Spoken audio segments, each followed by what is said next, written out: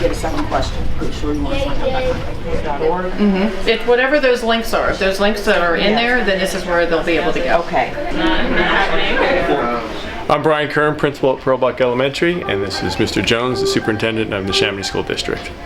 We're in Mrs. Beck's room. It's a 4th grade classroom here at Pearlbuck. We're excited because today we're rolling out. It's phase 1 of an effort to get our students in a one-to-one relationship with their technology. So each of our students in grades 2, 3, and 4 next year will have a one-to-one Chromebook initiative in play in each of their classrooms. So this is our effort to get them out early. And here at Pearlbuck, we have Mrs. Beck and Mrs. Lyson, who are the teachers that are receiving the initial package of Chromebooks. They're both very excited. They've done some initial lessons using Google Classroom, and so now they'll have additional opportunities to engage students using the Chromebooks and the experiences through Google Classroom. My name is CHRISTIE, and I am the Director of Technology for Neshaminy School District. And we're here today in Mrs. Beck's room to do our phase 1 of implementation of the Chromebooks.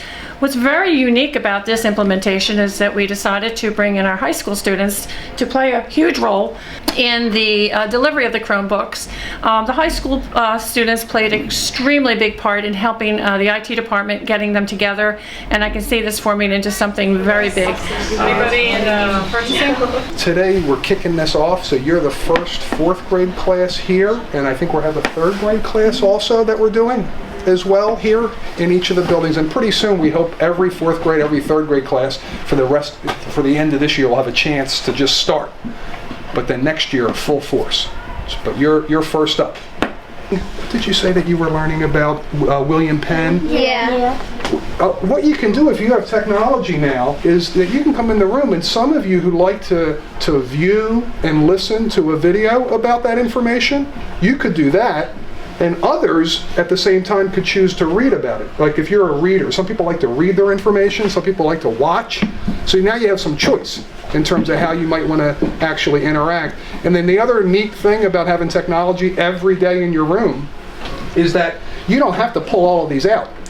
You know, Mrs. Beck might be working with some of you on some project, and a group of you might actually just go, and 7 of you, 8 of you might pull out your computers because you need them for a project. And we don't do a whole lot of that. Usually we either all go to the lab or we all use computers. But when you have them every day, you'll start using them in different ways like that too. We're always going to hold it with 2 hands so we don't drop them. And then we can't open them until we put them down on the desk. Do not allow students to investigate information prior to coming into the classroom for discussion. It's called the flipped classroom presentation. Also, teachers can provide the assignments online. The students can interact through like a sort of a blog type of response. And that gives everybody 24/7 access, theoretically, to this assignment. And they're not limited to just the time at the building. They can go home, they can think about it, they can read or reread an experience, and also it's a format for students to present their work in a more public fashion. It matches up with one of our new strategic plan initiatives, which is to provide academic choice for our students, so that when students come into a classroom, you can more easily differentiate a lesson so that students can pick things of interest for them, or levels of instruction can be differentiated for given students based upon some of the technology that's available to us. So we're excited about that component as well. I'm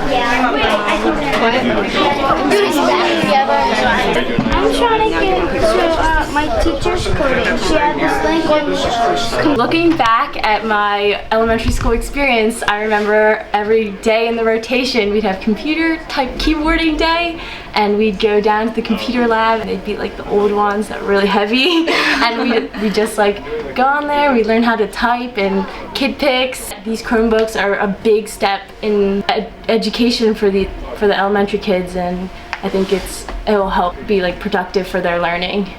When they get to the high school level, they'll be more appreciative of the Chromebooks. Like with all the essays we type, book reports, week in, week out, the Chromebooks are a blessing. That was a fun time.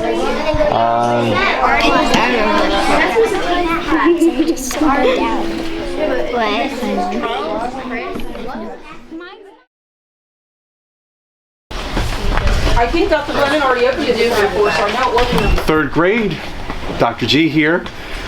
I am just so excited about what's going to happen today. Yesterday, Miss Nesbitt and I went to a wonderful workshop where we learned that we need to prepare you for jobs that haven't even been invented yet. We need to help you learn how to solve problems that nobody's even identified as a problem yet. And the best way to do that is to really use technology to ensure that we can differentiate instruction, let you have the opportunity to really, find some fun, engaging games to play online, and to use some of our Google Classroom resources so that everybody can learn every single day. Are you excited about getting some new Chromebooks? Yeah! Awesome! It's like you can tell people what it is, because I made like a Pokemon one and I told people about Pokemon. You can like add friends to it, because my friends add me to theirs, so we can introduce people to like baseball and what police do, or like Pokemon. I'm gonna do CA North next. You can make things like pop up like that, and then